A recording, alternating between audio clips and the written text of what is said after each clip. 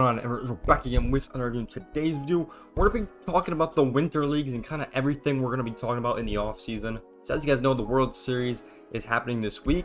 Obviously, when I'm recording this video, none of the games have happened, but game 1 has already happened when this goes up. So we got the World Series, and then we jump right into the Winter League. Some of these have already started, and they're pretty interesting. And then we also got some events. Baseball United, obviously, we're going to get into this Arab Classic in a little bit. And then obviously, the Premier 12, once again, is one of the best tournaments we're going to watch in the offseason. So let's get started with the Winter Leagues. MLB actually puts out this little article kind of covering all the Winter Leagues, which is pretty exciting. So obviously, after the World Series, you know, if you're a baseball nerd like the rest of us around the world, there's a ton of Winter Leagues to watch. Obviously, the Dominican Republic Professional Baseball League is going to be active. I remember actually watching this one last year, the final game, to see this team. I'm pretty sure, I don't even know how to pronounce that, but they were really solid. And obviously, Albert Pujols is all involved in this league, which is definitely pretty cool. So you get the Dominican Baseball League going on. There's a lot of prospects playing in it as well, because obviously when Jordan Lawler was playing there, there's a ton of players that are playing in these winter leagues. Obviously, if you're a prospect and you want to get called up and get more experience, this is where you go play. We get the Venezuelan Professional Baseball League right here. I wish I could pronounce these team names, but they are just so Spanish, I'm not even going to try. They have a couple games in Miami, which is pretty cool. I know the Caribbean Series is going to be back. I'm pretty sure we talk about that, but the Caribbean Series is going to be back once again. A ton of other players have played in that before, as we can see with all the names right here.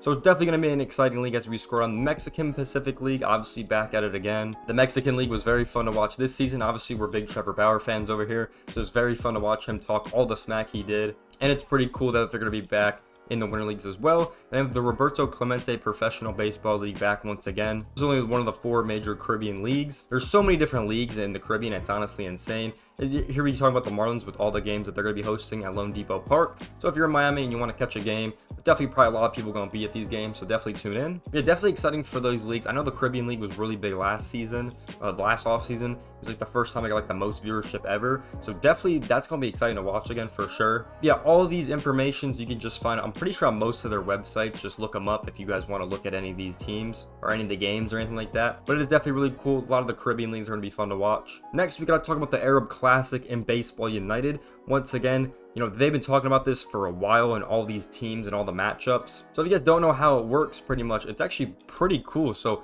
a couple of these countries are playing for the first time, I want to say, in like a professional tournament. I know Palestine, it's their first tournament, and the UAE, it's their first tournament ever. I think the Saudis, it's their first tournament as well. And then I think it's their first tournament for Afghanistan and Sri Lanka. I could be wrong about that, but I think it's their first as well. Nepal's, it's their first as well. And then I think India and Bangladesh have played before, as well as Pakistan. So not going to be their first time. Here's the standings that we have. So I'm pretty sure this is a round robin format. We can kind of scroll through to see all the games right here throughout all these days. Now, since the time zone is crazy, I think the first game starts like 10:30 at least Eastern time, I'm pretty sure, and then it like plays throughout the whole night. So it's gonna be like pretty hard to watch, I'm gonna be honest. But I'll definitely be checking into this because there'll definitely be a lot of tweets about this and everything like that. And it's pretty cool as we can see all the teams' logos right here and all the merchandise that they have. Well, I really like that they're doing this because I think this will count for points in the standings of, you know, all the countries in the world. If you get top in the group, you get the bye pretty much, and then you get to play the winner of these first 2 games.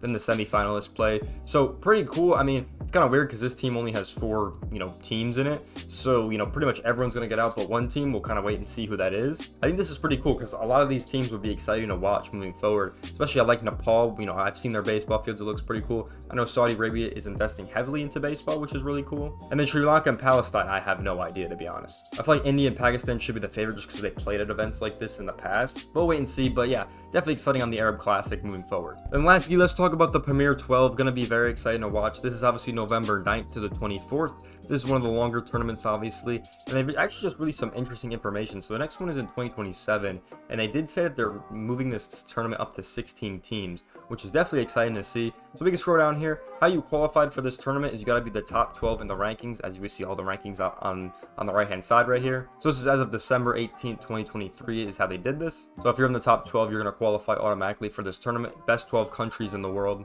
and it pretty much breaks down like this. So it's pretty similar to World Baseball Classic format, I would say. Here are the groups. So Group A is going to be pretty much all in Mexico, which is very exciting. They got 2 stadiums. So they're going to play at the Guadalajara Stadium, and they're going to play at this. I don't even know how to pronounce this town in Mexico, but they're going to play here. Capacity pretty low at that stadium. This is obviously a bigger stadium, which is cool. And then Group B has 4 different stadiums they're going to play at. They're going to play at the Taipei Dome and the Tokyo Dome, and they're going to play at the Taipei Baseball Stadium, which we obviously saw in the World Baseball Classic. And then they're going to play at this dome field as well. So So definitely exciting. 6 stadiums are going to be using for this tournament. Definitely going to be exciting. If we take a look at the opening round, so here are the groups as we get into it. Mexico, United States, Venezuela, Netherlands, Panama, and Puerto Rico are going to be playing in this one. So definitely going to be a good one. Obviously, Mexico is the host country, so definitely should have a lot of support right there. And then we can obviously see, all the dates and all the times. So looks like to be about 3 to 2 games a day, which is definitely exciting, to be honest. And I kind of like that a lot. Obviously, multiple venues right here. So it looks like you pretty much play every day in this tournament.